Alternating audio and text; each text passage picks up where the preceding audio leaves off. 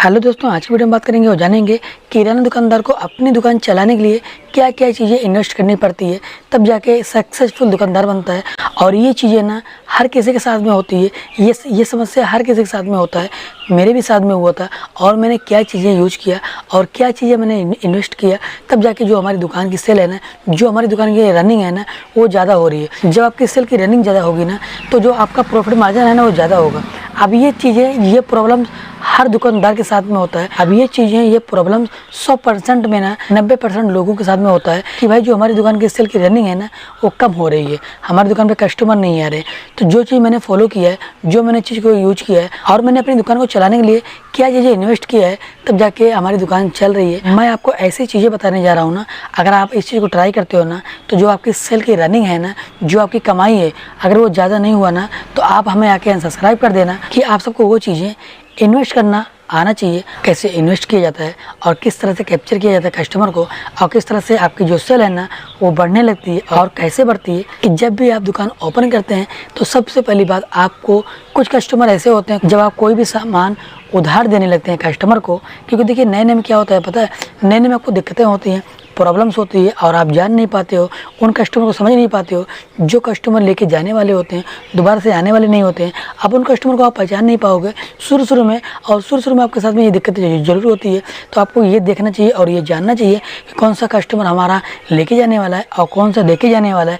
अब ये चीज़ें किसी को नहीं पता होगी, हमको भी नहीं पता थी भाई। कोई भी दुकानदार हो गया नया नया ना, वो चीज़ें उसको नहीं पता होगी कि ये बंदा कैसा है, ये ग्राहक कैसा है, ये कस्टमर कैसा है।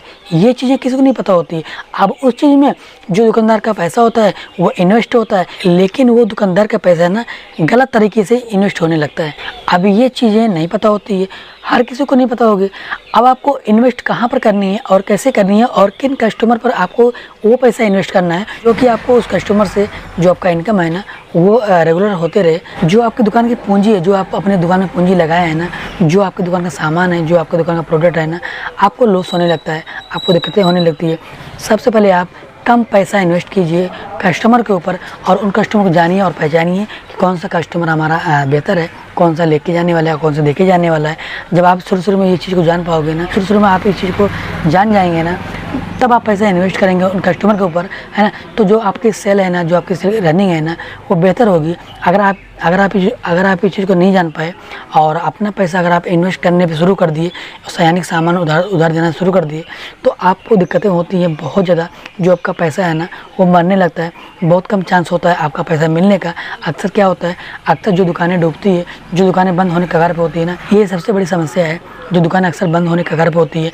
तो सबसे पहली बात गाइस, आप पैसा कम इन्वेस्ट करें और उन कस्टमर को जाने, उन कस्टमर समझें। पैसा आप कम से कम इन्वेस्ट करें, कम से कम उधारी दें। पहले कस्टमर को जानने की कोशिश करें, कौन से कस्टमर बेहतर है, कौन से कस्टमर हमारे टाइम पे पैसा हमको देता है, और कौन से कस्टमर ऐसे हैं जो पैसे टाइम पे नहीं देते हैं। तो उनको उधार सामान देना सही नहीं होगा। अगर आप इसको जान गए ना, तो आपके जो सेल की रनिंग है ना, वो बेहतर होगी। क्योंकि देखिए, अगर आप ज़्यादा पैसा इन्वेस्ट करेंगे, ज़्यादा सामान, ज़्यादा प्रोडक्ट आप कस्टमर को उधार देंगे ना, तो ये सोच लीजिएगा कि ज़्यादा उधार देने पर, ज़्यादा पैसा इन्वेस्ट करने पर जो आपकी सेल है ना, वो इसलिए कम होती है क्योंकि आप उधार ज़्यादा देते हो।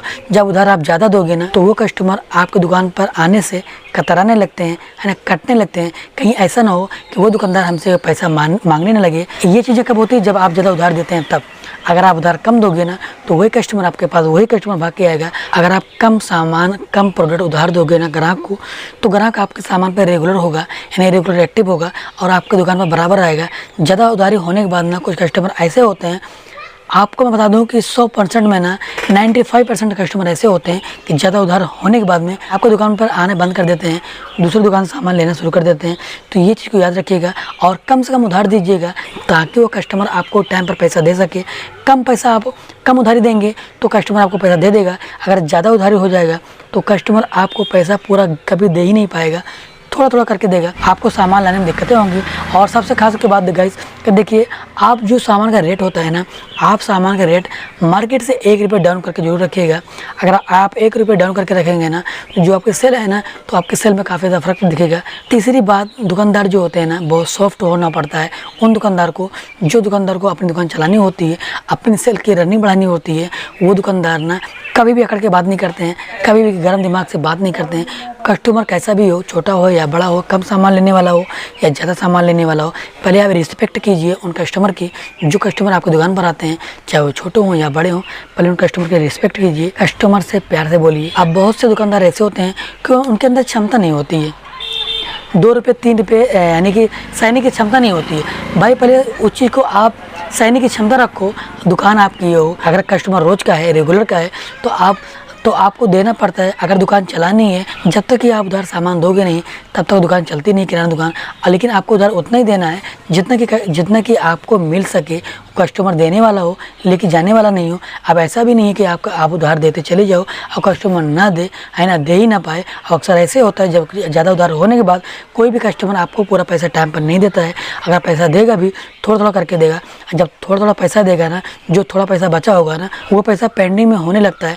और वो पैसा आपको कब मिलता है ये नहीं पता है। ये चीज़ आपको पता ही नहीं होगा हमारा पैसा कब मिलेगा। तो आपको सबसे पहले ये देखना है कि रोज़ का हमारा कस्टमर कौन सा है और कितना पैसा इन्वेस्ट करें, कितना सामान उधारी दें ताकि ये कस्टमर हमको दे सके। और आपको ये देखना है, आपको बड़ा छोटा नहीं देखना है।